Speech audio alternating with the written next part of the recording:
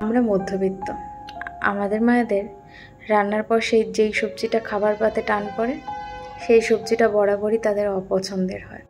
মধ্যবিত্ত।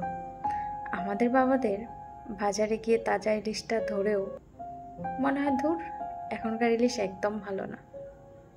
কারণ আমরা মধ্যবিত্ত। আমরা শপিং মলে গিয়ে জামা কাপড় কেনার আগে একবার চেক করে নিই জিনিসটার দামটা কত, দেখি তো। যদি দামে বললো তাহলে ঠিক আছে, আর যদি সেটা আমাদের বাজেটে না থাকে তাহলে জিনিসটা আমাদের পছন্দসই হয় না। আমরা মধ্যবিত্ত।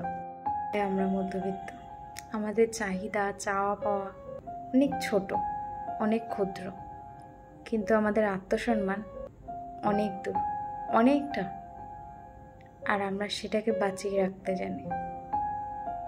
আমাদের চাওয়া পাওয়াগুলি ছোট হলেও আমরা আমাদের আত্মসম্মানটাকে রক্ষা করতে জানি। হ্যাঁ, আমরা মধ্যবিত্ত।